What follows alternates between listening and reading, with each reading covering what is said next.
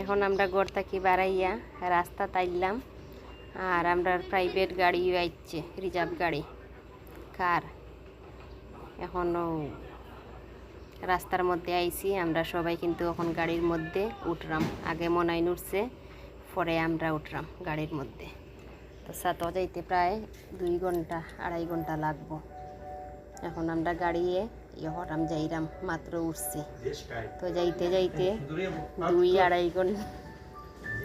ঘন্টা হয়ে যাব লাগি যাইব আমার মনাইন তো খুবই খুশি তারা এতদিন পর